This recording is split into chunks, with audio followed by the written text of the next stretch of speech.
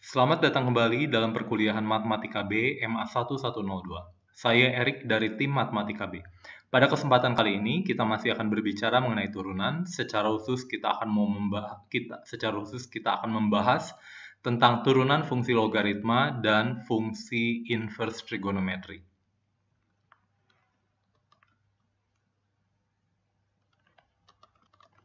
Jadi kita akan melihat turunan dari logaritma X dengan basisnya adalah bilangan B yang positif. Kalau B-nya sama dengan E, tentunya kita sudah tahu itu menjadi logaritma alami, logaritma natural. Dan kita akan mau mencari turunan dari tangen inverse. Oke, jadi tiga hal ini. Nah, turunan dari logaritma ini sangat berperan nanti di dalam pendiferensialan logaritma yang nanti akan kita bahas kemudian. Nah, misalkan saya punya Y-nya itu adalah logaritma X dengan basisnya adalah B, bilangan positif. Maka kalau saya ubah dalam bentuk eksponen, dia akan menjadi seperti ini. Menggunakan aturan rantai, saya bisa menurunkan terhadap X, sehingga saya punya turunan ini terhadap X adalah 1. Sedangkan turunan ini terhadap Y, kalau saya turunkan terhadap X, ini adalah turunan ini terhadap Y dikali turunan Y terhadap X. Turunan Y terhadap Y adalah B pangkat Y ln B dikali dengan turunan Y terhadap X. Jadi saya punya ini adalah. Jadi DY dx-nya itu adalah apa? 1 dibagi dengan B pangkat Y ln B. Padahal B pangkat Y itu adalah apa? Adalah X. Sehingga saya punya DY dx-nya adalah 1 per X dikali ln B. Ingat, ln B ini hanyalah konstan. Ketika B-nya sama dengan E, kita punya ln E itu adalah 1. Sehingga nanti kalau saya punya Y-nya adalah logaritma natural dari X, maka turunannya hanya diberikan oleh 1 per X. Seperti yang saya dapat di sini ya. Nah, kegunaan dari turunan fungsi logaritma ini yang kita sebut pendiferensialan logaritma. Contohnya saya akan mendiferensialkan ini. Tentunya kamu bisa juga mendiferensialkan ini dengan cara yang biasa kita lakukan, yaitu turunan dari fungsi f dibagi fungsi g. Betul. Tapi nanti pada akhirnya kalau saya berbicara tentang pemangkatan, contohnya kalau kamu mau menyelesaikan turunan dari Y sama dengan X pangkat X, tentu saya tidak bisa melakukan hal lain kecuali menggunakan pendiferensialan logaritma. Mari kita melihat bagaimana mencari turunan ini menggunakan logaritma. Nah, pertama saya cari ln dari Y dulu. Ln dari Y itu adalah ln dari ini, logaritma natural dari ini. Logaritma dari pembagian itu adalah logaritma ini dikurangi logaritma ini. Padahal ini adalah perkalian, sehingga saya dapatkan nanti adalah logaritma ini ditambah logaritma ini. Padahal ini masing-masing X pangkat 3 per 4, X kuadrat tambah 1 pangkat setengah, 3X tambah 2 pangkat 5. Ini pemangkatan berdasarkan sifat logaritma, dia akan menjadi perkalian. Sehingga nanti ln dari Y itu adalah 3 per 4 ln X, ditambah setengah dikali ln X kuadrat tambah 1, dikurang 5 kali ln 3X tambah 2, sehingga saya dapatkan ini.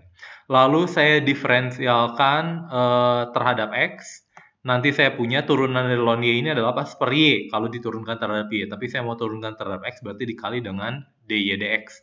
Turunan dari ini, ln X adalah 1 per X, turunan dari ini, setengah dikali ini adalah 1 per X kuadrat tambah 1, kalau diturunkan terhadap X kuadrat tambah 1. Tapi saya mencari turunan terhadap X, sehingga harus dikalikan dengan 2X. Dengan cara yang sama, ini menjadi min 5 dikali 3 per 3X plus 2 dikali dengan 3, turunan dari 3X plus 2 terhadap X. Sehingga saya punya adalah ekspresi seperti ini. Permasalahannya DY dx itu apa? DY dx tentunya adalah semuanya ini dikalikan dengan Y, kali silang.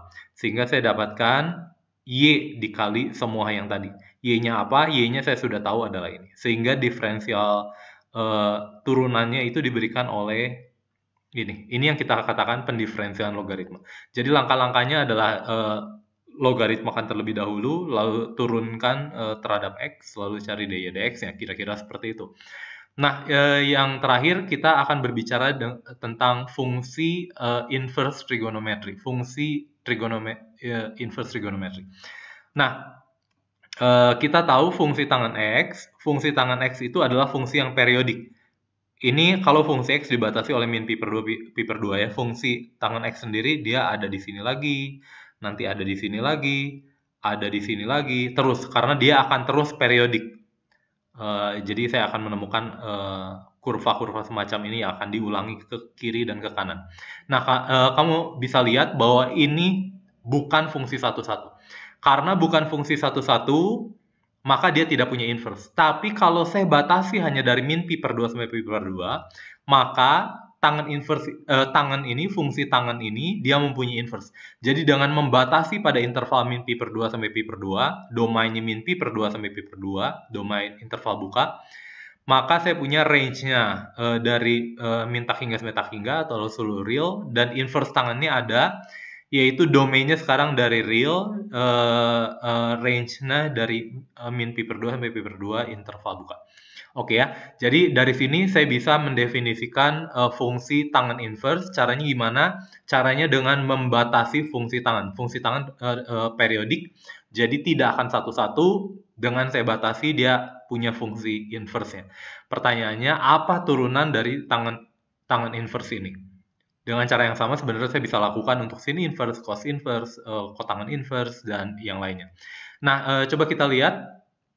Ini propertinya yang tadi, tidak usah saya ulangi lagi. Y sama dengan tangan inverse X, artinya saya bisa membalik X-nya itu sama dengan tangan Y. Dan dengan cara yang sama saya gunakan aturan rantai, saya dapatkan turunan terhadap X adalah 1. Ini turunkan terhadap Y adalah sekan kuadrat Y, kalau diturunkan terhadap Y. Tapi saya mau cari turunan terhadap X, sehingga dikalikan dengan dy dx. Sehingga 1 sama dengan sekan kuadrat Y dikali dy dx. Padahal, sekan kuadrat itu adalah 1 ditambah tangan kuadrat, berdasarkan identitas trigonometri. Tangan kuadrat itu apa? Tangan Y itu adalah X, sehingga ini menjadi X kuadrat. Jadi saya punya 1 sama dengan 1 plus X kuadrat dikali dy dx, sehingga dy dx-nya sama dengan 1 dibagi 1 plus X kuadrat, turunan dari tangan inverse X. Oke ya, jadi pada kesempatan kali ini kita bicara tentang turunan fungsi logaritma dan turunan fungsi inverse trigonometri. Secara khusus kita bahas tentang fungsi tangan inverse. Nah, fungsi logaritma ini kita pakai nanti pada akhirnya untuk melihat atau mencari turunan dari fungsi-fungsi yang berhubungan dengan pemangkatan. Tadi kita sudah melihat contohnya. Pada kesempatan berikutnya kita akan melihat tentang aproksimasi. Terima kasih.